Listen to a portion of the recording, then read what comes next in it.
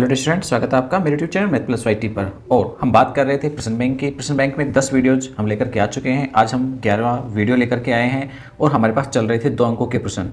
हम 2 अंकों के प्रश्नों के 3 वीडियोज आपको प्रोवाइड करवा चुके हैं। आज एक अंतिम वीडियो है जिसमें हम चौथी प्रश्नावली यानी त्रिविमीय निर्देशांक ज्योमेट्री और साथ ही प्रायिकता, इन 2 प्रश्नावलियों के प्रश्नों के बारे में हम बात करेंगे।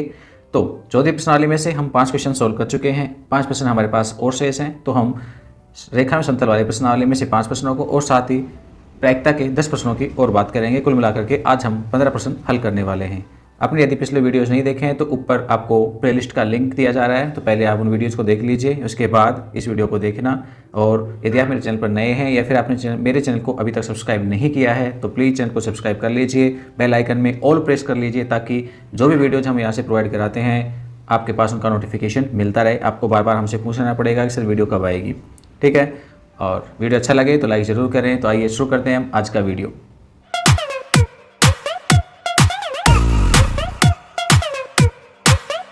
तो 66वां प्रश्न देखते हैं हम। रेखा से संबंधित है, बिंदु -1, 0, 2 और 3, 4, 6 से होकर जाने वाली या आने वाली रेखा का समीकरण तथा कार्तीय रूपों में सदिश तथा कार्तीय रूपों में ज्ञात कीजिए। तो आपसे सदिश रूप और कार्तीय रूप दोनों पूछे गए हैं। सबसे पहले 2 पॉइंट फॉर्म के रूप में हम सदिश समीकरण की बात करें तो होती है r vector equal to a vector plus में lambda b vector minus a vector, या फिर आप चाहते सिर्फ A2 vector minus A1 vector लिख सकते हो। यहाँ पर A1 वेक्टर या A2 वेक्टर भी लिखा जा सकता है।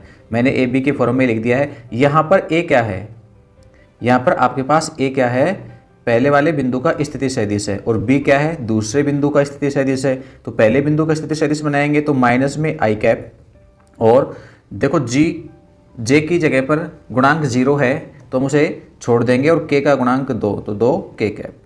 B की बात करें हम तो ये हो जाएगा 3 आई कैप प्लस में 4 J कैप और प्लस में 6 K कैप। ये हमारे पास B वेक्टर यानी दूसरे बिंदु का स्थिति सदिश है। बस रेखा का सदिश समीकरण आपके पास आ जाएगा।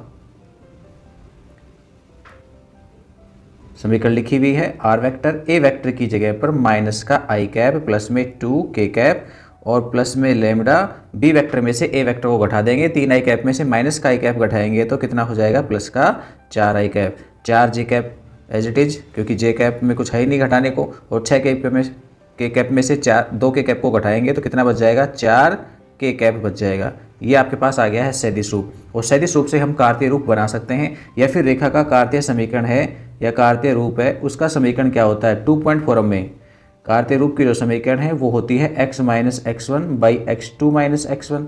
ये सूत्र है 2 बिंदुओं से गुजरने वाली रेखा का, y माइनस y1 बटे में y2 माइनस y1 और z माइनस z1 बटे z2 माइनस z1।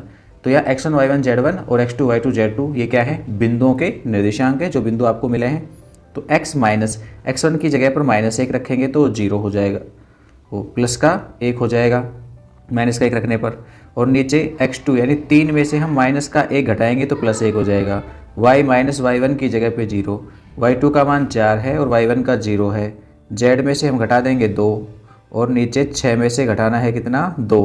तो आपके पास रेखा का समीकरण आएगा वो होगा x प्लस 1 बटे में 4, y बटे में 4 और z माइनस 2 बटे में 4। ये आपके पास कार्तीय रूप आ जाएगा रेखा का। ठीक है, तो इस प्रकार से आप दोनों ही रूप लिख सकते हो, रेखा का सदिश रूप भी और कार्तीय रूप भी। चलिए 67वें प्रश्न को देखिए, क्या कह रहा है 67वें प्रश्न में। 2 बिंदु मिले हैं 1, 0, 1 और 0, 1, 1, इससे गुजरने वाली रेखा की दिक् कोसाइन ज्ञात कीजिए। तो 67वें प्रश्न में बिंदु मिल गए हैं तो बिंदु से हम निकाल देंगे दिक् अनुपात, और दिक् अनुपातों से दिक् को जाएंगे ज्ञात हो जाएंगे। तो 67वां है। बिंदु की हम बात करें तो यहाँ पे बिंदु है आपके पास 1, 0, 1 और दूसरा है 0, 1 और 1। इन दोनों बिंदुओं से गुजरने वाली रेखा की दिक् अनुपात ए होता है x2 माइनस x1, बी होता है y2 माइनस y1 और सी होता है z2 माइनस z1। ए निकालेंगे तो हो जाएगा 0 माइनस 1, बी निकालेंगे तो 1 माइनस 0 और सी निकालेंगे तो 1 माइनस 1। तो ए की वैल्यूज आ गई -1, बी की वैल्यूज आ गई 1 और सी की वैल्यूज आ गई है 0। ये क्या है, आपके पास दिक् अनुपात हैं। अब हम निकालेंगे दिक् अनुपातों के वर्गों के योग का वर्गमूल। ठीक है, तो ये हो जाएगा -1 का स्क्वायर 1 और +1 का स्क्वायर 1 और 0 का 0। तो फाइनली हमें मान मिला √2। ठीक है, अब आप चाहें तो यहाँ पर एल एम एन के लिए सीधे सूत्र लिख सकते हो दिक् अनुपातों के रूप में a plus minus a upon root a square plus b square plus c square. ऐसे ही m आ जाएगा plus minus b upon root a square plus b square plus में सी स्क्वायर। ऐसे ही n आ जाएगा plus minus c upon root a square plus b square plus में सी स्क्वायर। और सभी में हम वैल्यू पुट कर देंगे -1 और नीचे आपके पास मान आया √2। m की हम बात करेंगे तो आपके पास है 1 तो प्लस माइनस 1 बटे में √2। c का मान 0 है तो n की वैल्यूज भी 0 आ जाएगी। तो आपके पास दिक् अनुपात आ गए, सॉरी दिक्कोजाएं आ गई हैं l m और n। 68वें प्रश्न को देखें हम तो 68वें प्रश्न में कह रहा है उस रेखा का सदिश समीकरण ज्ञात कीजिए जो बिंदु 2 -1 और 1 से गुजरती है तथा रेखा x -3/2 बराबर। बाकी का हिस्सा क्वेश्चन यहाँ पे कटा हुआ है तो आगे का हिस्सा मैंने यहाँ लिख दिया है y+1/7 इक्वल टू z-2/-3 इसके समांतर है। एक बिंदु से गुजरने वाली रेखा है और एक दी गई रेखा के समांतर है। तो पहले हम बिंदु 2 -1 और 1 से गुजरने वाली रेखा का समीकरण लिखें। तो ये आपके पास प्रश्न नंबर 68 है। 68 बिंदु 2 -1 और 2 से गुजरने वाली रेखा का समीकरण क्या होता है। यहाँ प्लस का 1 है भाई। तो एक बिंदु से गुजरने वाली रेखा का समीकरण x की जगह 2 और बटे में a, y की जगह -1 है तो ये हो जाएगा +1 बटे b और z की जगह 1 है बटे में c। ये एक रेखा का समीकरण हो गया जो बिंदु 2 -1 और 1 से गुजरती है, जहाँ ABC रेखा की दिक् अनुपात है, जहाँ पर a, b और c क्या है रेखा के दिक् अनुपात है। अब देखिए आगे कह रहा है कि ये ही रेखा है, ये रेखा एक अन्य रेखा के समांतर है। समांतर रेखाओं के दिक् अनुपात समान होते हैं और समांतर रेखा की दिक् अनुपात है 2 और 7 और -3। तो 2, 7, -3 दूसरी वाली रेखा है उसके भी दिक् अनुपात होंगे। तो यहाँ ABC के मान 2, 7 और -3 हो जाएंगे। तो रेखा A बराबर 2, B बराबर 7 और C बराबर -3 होगा। क्यों? क्योंकि ये रेखा दी गई रेखा के समांतर है, इसलिए दिक् अनुपात समान होंगे। तो रेखा का कार्तीय समीकरण मिल जाएगा x -2 बटे a की जगह 2 रख देंगे, y+1/b की जगह पर 7 पुट कर देंगे, z-1 c की जगह पे -3 रख देंगे। तो इस रेखा का समीकरण मिल गया जो बिंदु 2 -1 1 से गुजरती है, साथ में एक दी गई रेखा के समांतर है। ठीक है, चलिए नेक्स्ट देखते हैं हम। 69वां प्रश्न कह रहा है एक बिंदु जिसका स्थिति सदिश 2i cap -3j cap plus 4k cap से गुजरने तथा सदिश 3i cap plus 4j cap -5k cap की दिशा में जाने वाली रेखा का सदिश समीकरण। एक बिंदु का स्थिति सदिश मिला है और एक सदिश मिला है जिसके समांतर रेखा है। तो यहाँ पे पूछा गया है रेखा का सदिश और कार्तीय समीकरण ज्ञात कीजिए। ऊपर कर चुके हैं ऐसा क्वेश्चन, चलो एक बार फिर से लिख देते हैं हम। क्या हो जाएगा, ए वेक्टर आपको मिला है वो है 2i कैप माइनस में 3j कैप और प्लस में 4k कैप। इसके अलावा बी वेक्टर यानी जिस सदिश के समांतर है वो सदिश मिला है 3i कैप प्लस में 4j कैप माइनस में 5k कैप। तो आपको ए भी पता है बी भी पता है, तो रेखा का सदिश समीकरण आपको मिल जाएगा। क्या होता है, r vector equal to a vector plus में लैम्डा बी वेक्टर। तो r vector equal to a vector की जगह पर 2i कैप माइनस में 3j कैप प्लस में 4k कैप, ये तो ए वेक्टर का मान प्लस लैम्डा। बी वेक्टर की जगह पर 3i cap plus 4j cap minus में 5k कैप। ये हमारे पास रेखा का सदिश समीकरण। साथ ही उसने कार्तीय रूप और पूछा है। तो देखो बिंदु दे रखा है, ये जो बिंदु का स्थिति सदिश है उससे बिंदु मिल जाएंगे x1, y1 और z1 के मान। तो रेखा का कार्तीय समीकरण क्या मिलेगा, कार्तीय समीकरण होता है x -x1 by a, y -y1 by b और z -z1 बाई c। अब देखिए x1, y1, z1 तो आपको मिल जाएंगे। x -x1 यहाँ बिंदु से निकालेंगे, कितना आ रहा है 2, जो आपको यहाँ पर ऊपर स्थिति सदिश दे रखा है। उस स्थिति सदिश से हम x1, y1 और z1 के मान लिख लेंगे। तो x -x1 की जगह पे 2, ऐसे ही y -y1 का मान मिलेगा आपको 3 माइनस का 3 तो ये प्लस में हो जाएगा, और z1 का मान मिलेगा प्लस में 4 तो z माइनस का 4।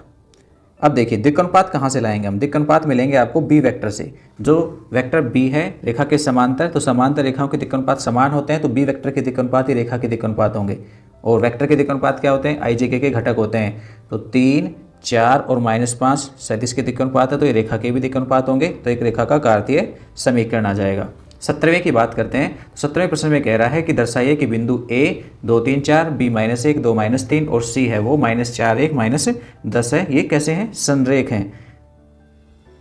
संरेख बिंदुओं की हम बात करें यहाँ पर, तो संरेख बिंदुओं में ए के लिए कह रहा है 2, 3 और 4 निर्देशांक दिए उसने। बी बिंदु के निर्देशांक दिए हैं -1, 2 और -3, और सी बिंदु के निर्देशांक दिए हैं -4, 1 और -10। ये संरेख है या नहीं, इसकी जांच हम करेंगे। सबसे पहले क्या करते हैं, ए बी वेक्टर रेडी करते हैं। देखो ए बी वेक्टर क्या बनेगा, बी का स्थिति सदिश जिसको हम ओ बी वैक्टर कहते हैं, उसमें से घटा देंगे ए का स्थिति सदिश यानी ओ ए। तो बी बिंदु का स्थिति सदिश बनेगा माइनस में आई कैप प्लस में 2 जे कैप और माइनस में 3 के कैप। इसमें से माइनस करना है ए वेक्टर का स्थिति सदिश, बिंदु ए का स्थिति सदिश, तो 2 आई कैप प्लस में 3 जे कैप प्लस में 4 के कैप। तो देखो कितना आ जाएगा, ये माइनस का 3 आई कैप बन जाएगा और माइनस का जे कैप बनेगा और माइनस के 7, 3 और 4 7 के कैप बन जाएंगे। ये तो O B A B vector बन गया। ऐसे ही हम निकालेंगे ए सी वैक्टर, बिंदु ए और सी को मिला दिया जाए तो वेक्टर बन जाएगा ए सी। तो ए सी में क्या होगा, बिंदु सी का स्थिति सदिश माइनस बिंदु ए का स्थिति सदिश। सी का स्थिति सदिश आएगा माइनस का 4 आई कैप प्लस में जे कैप और माइनस का 10 के कैप। इसमें से माइनस करेंगे हम ए का स्थिति सदिश यानी 2 आई कैप प्लस में 3 जे कैप और प्लस में 4 के कैप। तो माइनस करेंगे तो जाएंगे माइनस के 6 आई कैप और माइनस में 2 जे कैप और साथ ही माइनस के 14 के कैप। ठीक, अब ध्यान से देखिए, ये जो ए बी वैक्टर है और जो हमने अभी नीचे निकाल दिया ए सी वैक्टर, इन दोनों में एक रिलेशन है। मैं ए सी वैक्टर को कुछ यूँ लिख सकता हूँ, 2 कॉमन निकाल दिया जाए तो माइनस का 3 आई कैप और माइनस का जे कैप और माइनस का 7 के कैप, जो क्या है समीकरण 1 से ए बी वैक्टर के बराबर है। तो A C vector equal to 2 A B vector, जो कैसे फॉर्म में है, A vector equal to lambda B vector की फॉर्म में है। और ये फॉर्म क्या होती है, संरेख होने का प्रतिबंध होती है। तो इसका मतलब हो गया ए सी वैक्टर व ए बी वैक्टर कैसे हैं, संरेख हैं। संरेख यानी समांतर हैं, दोनों सदिश समांतर हैं और दोनों एक ही बिंदु ए से शुरू होते हैं। तो देखिए ए बिंदु से शुरू होने वाला आपके पास एक वेक्टर ये है, मान लीजिए ए बी, और फिर इसी बिंदु ए से शुरू होने वाला एक और वेक्टर है आपके पास, वो कौन सा है, ए सी। तो दोनों एक ही रेखा में हो जाएंगे। इसका मतलब है ए सी और ए बी दोनों कैसे हैं, संरेख हैं। ठीक है, तो ये दोनों सदिश संरेख हैं। हमने सदिशों की बात की तो बिंदु भी कैसे मिलेंगे आपको, संरेख ही मिलेंगे। तो ए बी और सी तीनों बिंदु संरेख कहलाएंगे। जब सदिश संरेख हैं तो बिंदु भी संरेख होंगे, क्योंकि ए सी व ए बी का प्रारंभिक बिंदु ए समान है, इसलिए बिंदु ए, बिंदु बी और बिंदु सी कैसे हो गए, संरेख हैं। सदिश संरेख है, मतलब संरेख होना, सदिशों का संरेख होने का ये अर्थ कभी भी नहीं होगा कि ए बी सी संरेख होंगे, लेकिन दोनों सदिशों में प्रारंभिक बिंदु ए है वो एक जैसा है, इसलिए कह रहे हैं कि ए बी सी कैसे आएंगे, संरेख आएंगे। ठीक है, चलिए नेक्स्ट देखते हैं हम आगे प्रायिकता से रिलेटेड क्वेश्चंस। तो 71वां प्रश्न है हमारे पास प्रायिकता प्रश्नावली 16वीं में से। क्या कह रहा है, यदि पी ए बराबर 0.8 और पी बी बराबर 0.5 और P B by A equal to 0.4 है तो ज्ञात कर दीजिए पी ए यूनियन बी। और सेकंड पूछा गया है पी ए इंटरसेक्शन बी। तो सबसे पहले हम पी बी बाई ए का फॉर्मूला लिखें। क्या होता है, P A intersection B by P A. जो मान ज्ञात है वो रख देंगे। पी बी बाई ए का मान दे रखा है 0.4 है और पी ए इंटरसेक्शन बी के बारे में हमको नहीं पता, और पी ए का मान दे रखा है आपको 0.8। गुणा कर देंगे तो पी ए इंटरसेक्शन बी का मान आ जाएगा आपको 0.8 को 0.4 से गुणा करने पर 0.32। ये पहला आंसर आपके पास आ गया है। ठीक, अब आगे बात करते हैं हम पी ए यूनियन बी की वैल्यूज निकालने की। तो ए यूनियन बी में सूत्र जानते हैं हम, पी ए यूनियन बी का क्या होता है, P A plus P B minus P A intersection B. अब देखिए पी ए का मान है वो 0.8 है और पी बी का है 0.5 और minus P A intersection B का आया 0.32। सरल करेंगे तो आपके पास कितने हो जाएंगे, 0.8 प्लस 0.5 में से हम 0.32 को घटाएंगे तो आपके पास बचेगा 0.18 और इन दोनों को हम ऐड कर देंगे तो हो जाएगा 0.98। ये आपके पास पी ए यूनियन बी है। चलिए नेक्स्ट देखते हैं हम 72वां प्रश्न। बेहतर में कह रहा है यदि दो घटनाएं ए और बी इस प्रकार से है कि पी ए बराबर 1/4, पी बी बराबर 1/2 और पी ए इंटरसेक्शन बी बराबर 1/8।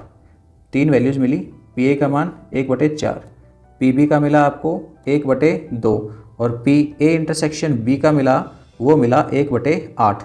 अब कह रहा है P A bar intersection B bar ज्ञात कीजिए। मान पूछा गया है P A bar intersection B bar, इसका मतलब है ए नहीं और बी नहीं की प्रायिकता चाहिए।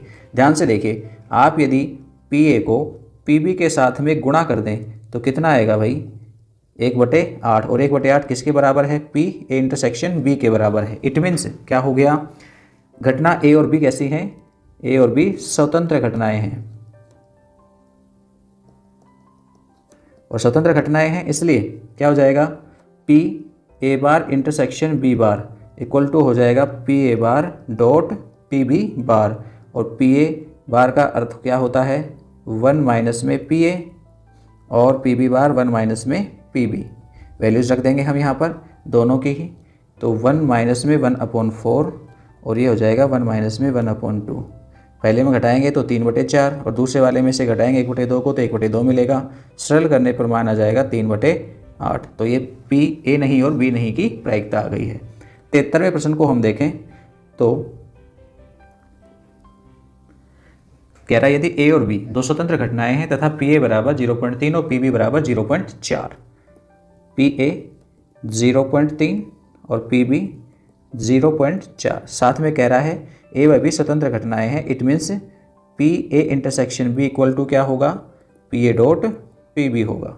अब क्या क्या पूछा गया है, कह रहा है पी ए यूनियन बी बता दो और पी ए बाई बी ज्ञात कर दीजिए। सबसे पहले हम पहला मान निकालते हैं पी ए यूनियन बी का। सूत्र है हमारे पास P A plus P B minus में पी ए इंटरसेक्शन बी, या फिर P A plus P B minus A intersection B की जगह लिख सकते हैं P A into P B. और सारे मान हमको पता है, पी ए का मान है वो 0.3, पी बी का 0.4, पी ए का मान है वो 0.3 और गुणा में पी बी का मान है 0.4। सरल करेंगे 0.7 माइनस में 0.12, तो 70 में से आप 12 कम कर दीजिए तो आपके पास आ जाएगा 0.58। आंसर हो जाएगा। सेकंड पार्ट क्या पूछा गया है, पी ए बाई बी। देखो स्वतंत्र घटनाएं हो तो पी ए बाई बी का मान पी ए के ही बराबर होता है और पी ए का मान है वो 0.3 है, तो आपके पास आंसर आ गया है 0.3। ओके, चलिए नेक्स्ट देखते हैं हम 74वां प्रश्न। कह रहा है दो पासे हैं उनको 2 बार उछाला गया है, 2 पासों को 2 बार उछाला गया है तथा प्रकट हुए अंकों का योग 6 पाया गया।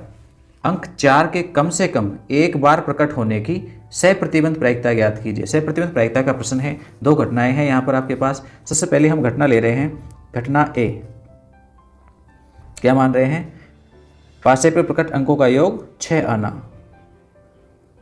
पासों पर अंकों का योग 6 आना, ये पहली घटना हमने मान ली। और एक अन्य दूसरी घटना और दे रहा है, अंक 4 के कम से कम एक बार प्रकट होना। अंक 4 कम से कम एक बार प्रकट होना। ठीक है, सबसे पहले हम घटना ए की बात करें। ए में संभव परिणाम क्या क्या होंगे, योग 6 होने की संभावित शर्तें 1 5, 2 4, 3 3, 4 2 या 5 1, ये संभावित मान हो सकते हैं। और घटना बी, अंक 4 कम से कम एक बार प्रकट होना, तो अंक 4 कम से कम एक बार 11 प्रकार के हमारे पास संभव परिणाम हो सकते हैं। ऐसा हो सकता है 1 4, 2 4, 3 4 और 4 4, 5 4, 6 4, या फिर यूँ भी हो सकता है 4 1, 4 2, 4 3, 4 4 आ चुका है, दोबारा नहीं आएगा, 4 5 और 4 6। ये संभावित मान है ए और बी के। जो भी संभावित परिणाम हो सकते हैं वो हमने यहाँ पर लिखे हैं। अब क्या कहना चाह रहा है आगे कि ये तो दे रखा है कि योग 6 आना, ये घटना हमें ज्ञात है। किसके लिए पूछ रहा है, अंक 4 के कम से कम एक बार प्रकट होने की प्रायिकता पूछी गई है।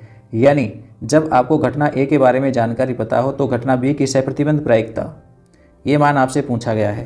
कैलकुलेट करेंगे हम, तो देखो सूत्र हम जानते हैं, P B by A equal to n B intersection A या ए इंटरसेक्शन बी भी कह सकते हो, बटे में एन ए। तो आपको दो मान चाहिए, ए इंटरसेक्शन बी में अवयवों की संख्या और ए में अवयवों की संख्या। तो देखो ए इंटरसेक्शन बी आप यहाँ पे देख सकते हो। तो देखिए 4 किस किस में आ रहा है वो सारे लिख दीजिए, 2 4 इसके अलावा 4 2, आपके पास केवल और मात्र 2 एलिमेंट्स होंगे जो कि कॉमन मिलेंगे। इसका मतलब क्या हो गया, एन ए इंटरसेक्शन बी का जो मान है वो कितना है 2, यानी हमारे पास 2 ही अवयव है ए इंटरसेक्शन बी में। और सेट ए में कितने अवयव हैं, सेट ए में आपके पास 5 अवयव है। तो आपके पास प्रायिकता कितनी आ जाएगी, P B by A equal to 2/5। सूत्र में हमने मान रख दिया है, यहाँ पर आपके पास मान आ गया 2/5। ये आपके पास आंसर हो गया है पी बी बाई ए का। चलिए नेक्स्ट देखते हैं हम। क्वेश्चन नंबर 75 कह रहा है एक परिवार में 2 बच्चे हैं, यदि यह ज्ञात हो कि दोनों में से कम एक बच्चा लड़का है। क्या ज्ञात है, दोनों में से कम एक बच्चा क्या है, लड़का है। तो दोनों बच्चों के लड़का होने की क्या प्रायिकता है। तो घटना ए आपके पास नेक्स्ट क्वेश्चन है 75 और 75वें प्रश्न में कह रहा है एक परिवार में 2 बच्चे हैं,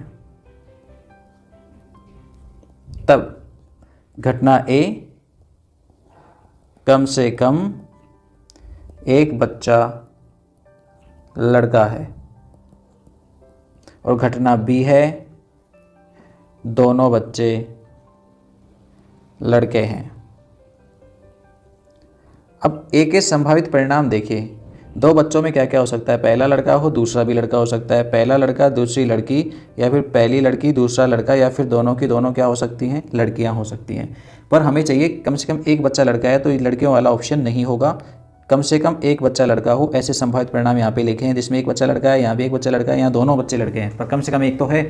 साथ ही हम बी की बात करेंगे तो दोनों बच्चे लड़के हों ऐसा केवल एकमात्र परिणाम है बी, पहला बच्चा भी लड़का हो और दूसरा भी लड़का हो। तो ए इंटरसेक्शन बी में क्या मिलेगा, ए और बी कम से कम एक बच्चा लड़का है और दोनों बच्चे लड़के हैं, इन दोनों में कॉमन भाग मिलेगा बी, मात्र एक परिणाम। तो एन ए इंटरसेक्शन बी का मान है वो कितना है 1, और एन ए का मान कितना है, एन ए का मान कितना है 3 है। आपके पास जो सेट ऊपर ए लिखा हुआ उसमें 3 परिणाम हैं। अब देखिए क्या पूछा गया आपसे, आपको ये तो ज्ञात है कि कम से कम एक बच्चा लड़का है, तो वो तो आएगा नीचे। किसकी प्रायिकता पूछी गई है, घटना बी की, यानी दोनों बच्चे लड़के हों इस बात की क्या प्रायिकता है। तो ये सहप्रतिबंध प्रायिकता का सूत्र यहाँ पे लगाएंगे, एन ए इंटरसेक्शन बी और नीचे भाग लगेगा एन ए का। एन ए इंटरसेक्शन बी का मान 1 है और एन ए का मान 3 है, तो ये आपके पास आंसर हो जाएगा 1/3। नेक्स्ट देखिए 76वें प्रश्न को, कह रहा है एक बक्से में 10 कार्ड हैं जिन पे 1 से 10 तक की पूर्णांक संख्याएं लिखी गई हैं और अच्छी तरह से मिलाया गया है। इस बक्से में से एक कार्ड कोई नहीं है, कोई की जगह पे क्या आएगा, एक कार्ड यादृच्छा निकाला गया है। यदि यह ज्ञात हो कि निकाले गए कार्ड पर संख्या 3 से अधिक है तो इस संख्या के सम होने की क्या प्रायिकता है। तो देखिए बिल्कुल मैं शॉर्ट में समझा रहा हूँ। एक घटना ए जिसमें संख्या 3 से बड़ी यानी 4 5 6 7 8 9 या 10 हो सकती है, और घटना बी संख्या सम होने की बात हो रही है, तो क्या क्या हो सकता है, संख्याओं में 2 4 6 8 या 10, ये सम संख्या है 10 तक के नंबर में। तो ए इंटरसेक्शन बी में आपको क्या मिलेगा, वो मिल जाएगा 4 6 8 और 10, यानी 4 अंक आपको मिलेंगे। क्या पूछा गया है, पहले दिया उसने कि घटना ए घटित हो चुकी है तो बी के घटित होने की प्रायिकता पूछी गई है। तो एन ए इंटरसेक्शन बी में आपको भाग देना है एन ए का। एन ए इंटरसेक्शन बी यानी ए इंटरसेक्शन बी में अवयवों की संख्या कितनी है 4, और एन ए सेट ए में अवयवों की संख्या कितनी है भाई 7, तो प्रायिकता जाएगी 4/7। ठीक है, चलिए नेक्स्ट देखते हैं हम 77वां प्रश्न। क्या कह रहा है 77 में, कह रहा है 52 पत्तों के गड्ढे में से यादृच्छा बिना प्रतिस्थापित किए गए 2 पत्ते निकाले गए हैं, दोनों पत्तों के काले रंग की होने की प्रायिकता ज्ञात कीजिए। देखो ये प्रायिकता गुणन का क्वेश्चन है, तो आप चाहें तो 2 घटनाएं अलग अलग मान सकते हैं, पहला पत्ता काला प्राप्त होना, दूसरा पत्ता काला प्राप्त होना। लेकिन जब प्रतिस्थापन नहीं हो रहा हो तो आप इसे सीधे सरल रूप में भी कर सकते हो कि दोनों पत्तों के काला होने की प्रायिकता, दोनों पत्तों के काला होने की प्रायिकता क्या होगी। देखो कुल पत्ते होते हैं काले 26 काले पत्तों में से 2 पत्तों का चयन करना। ऐसे ही कुल 52 पत्ते हैं तो कुल संभव परिणाम हो जाएंगे 52C2। ठीक है, ये क्या है, संचय से संबंधित जानकारी हमने लिखी है। सबसे सरलतम तरीका है ज्ञात करने का जब प्रतिस्थापन नहीं हो रहा हो, यानी पत्ते को वापस नहीं रखा जा रहा हो। तो 26C2 को सरल करेंगे तो 26 गुणा में 25 और बटे में 2 गुणा 1। ऐसे ही 52C2 को सरल करेंगे तो क्या आएगा 52 गुणा 51 और नीचे भी 2 का प्रसार 2 गुणा 1, तो ये आपके पास मान 2 गुणा 1 तो कट जाएगा, बचेगा 26 गुणा 25 और नीचे आएगा 52 गुणा में 51। यहाँ से हम काट देंगे 26 एकम 26, 26 दूनी 52, तो आंसर आ जाएगा 25/102। ये आपके पास दोनों पत्तों के काला होने की प्रायिकता है। या फिर आप ऐसा कर सकते हो, पहले पत्ते के काले होने की प्रायिकता वो मिलेगी 26/52, काटोगे तो 1/2 आ जाएगी। दूसरा पत्ता, जब पहला पत्ता निकाल के रख दिया है तो अब काले केवल 25 बचे, 25 में से, और कुल संभव कितने हैं 51 पत्तों में एक पत्ता निकालेंगे तो प्रायिकता 25/51 आएगी। दोनों का गुणा कर देंगे प्रायिकता गुणन से, तो आपके पास मान यही आएगा 25/102। चलिए 78वें प्रश्न को देखें तो एक पासे को 3 बार उछाला गया है, तो कम से कम एक बार विषम अंक आने की प्रायिकता ज्ञात कीजिए। इस प्रश्न को हमने ऑब्जेक्टिव टाइप के क्वेश्चंस में करा दिया है, तो पीछे आ चुका है।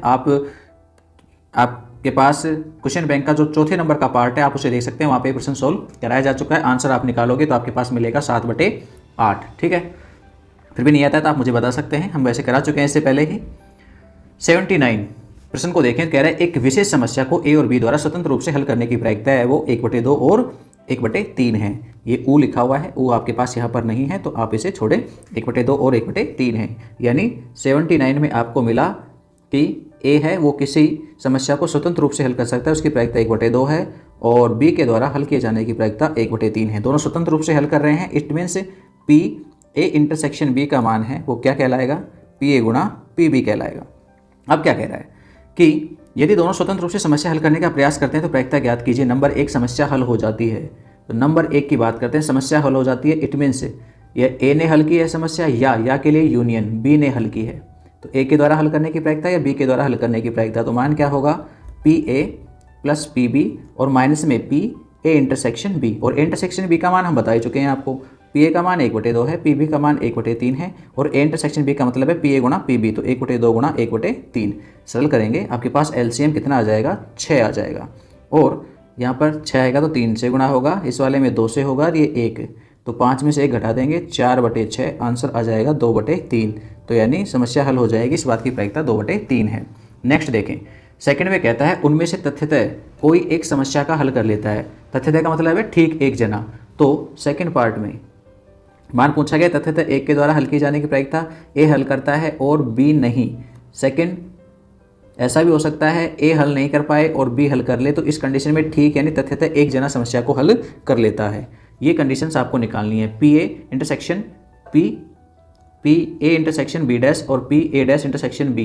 देखो घटनाएं स्वतंत्र हैं तो क्या लिखा जा सकता है, पी ए गुणा में पी बी डैश और प्लस में पी ए डैश गुणा में पी बी। अब देखिए पी ए का मान हमको पता है तो हम यहाँ पे रख देंगे, पी बी डैश नहीं पता, कैसे निकाला जा सकता है, 1 माइनस पी बी करके निकाला जा सकता है। पी ए डैश नहीं पता, कैसे निकालेंगे, 1 माइनस में पी ए करके इसे ज्ञात कर लेंगे और इसे गुणा कर देंगे किससे, पी बी से। अब देखिए पी ए का मान 1/2 और 1 माइनस पी बी की जगह 1/3, ऐसे ही यहाँ पर 1 माइनस में 1/2 और पी बी का मान है वो है 1/3। सरल करेंगे हम इन्हें तो ये हो जाएगा 1/2 और यहाँ मिलेगा आपको 2/3। सरल करने पर 1 में से 1/2 को घटाएंगे, 1/2 बचेगा, गुणा में 1/3 है, तो ये हो गया 2 से 2 कट जाएगा, या फिर आप लिख लीजिए 2/6 ही बिना काटे, और यहाँ पे हो जाएगा 1/6। दोनों को जोड़ेंगे तो 3/6 या काटेंगे तो 1/2। तो तथ्यतः एक के द्वारा यानी ठीक एक व्यक्ति के द्वारा समस्या को हल किए जाने की प्रायिकता 1/2 होगी। ओके, चलिए 80 प्रश्न को देखते हैं। तो 80वां प्रश्न है, यदि पी ए बराबर 0.4 और पी बी बराबर है पी, और साथ में कह रहा है पी ए यूनियन बी बराबर 0.6 तथा ए और बी स्वतंत्र घटनाएं हैं, तो पी का मान ज्ञात कीजिए। 80वां प्रश्न है आपके सामने, घटना पी ए की प्रायिकता दी गई है, घटना पी बी की ही प्रायिकता दी गई है जो कि पी है, पी ए की प्रायिकता है वो पी ए की जो प्रायिकता है वो 0.4 है। इसके अलावा पी ए यूनियन बी की प्रायिकता दी गई है 0.6। तो क्या पूछ रहा है, पी का मान ज्ञात कर दीजिए, पी कितना होगा, यानी घटना बी की जो प्रायिकता है वो कितनी होगी। साथ में ये भी कहा गया है कि ए और बी स्वतंत्र घटनाएं हैं, it means P A intersection P B का जो मान है वो किसके बराबर है, P A into P B के, या फिर कहें तो 0.4 पी के बराबर हो गया है। अब देखो आपको मान मिला है पी ए यूनियन बी का, जिसका सूत्र हम जानते हैं क्या होता है, पी ए प्लस में पी बी और माइनस में P A intersection B. Values put करेंगे, पी ए यूनियन बी की जगह पर 0.6, पी ए का मान है वो 0.4, पी बी की जगह पर पी मान है और माइनस में 0.4 पी। सरल करना चाहेंगे हम इसे, तो इस 0.4 को इधर ले आएंगे तो 0.6 माइनस में 0.4, यहाँ पर p कॉमन आ जाएगा, 1 माइनस में 0.4 रह जाएगा, यहाँ घटा देंगे तो 0.2 और यहाँ हम 1 में से 0.4 को घटाएंगे तो 0.6 आ जाएगा। 0.6 का भाग दे देंगे 0.2 में, तो आपके पास किसका मान आएगा भाई, p का मान आ जाएगा। और कितना मिलेगा, दशमलव हटाने पर 2/6 या कहें तो 1/3, तो ये आपके पास p का मान होगा। ठीक है, फिलहाल के लिए आज हमारे पास 2 अंकों के क्वेश्चंस पूरे होते हैं। यदि वीडियो अच्छा लगा हो तो प्लीज़ लाइक करें, दोस्तों के पास शेयर करें और हाँ, कमेंट्स करना ना भूलें। तो फिलहाल के लिए इजाज़त दीजिए, नेक्स्ट वीडियो में फिर मिलते हैं, तब तक के लिए बाय।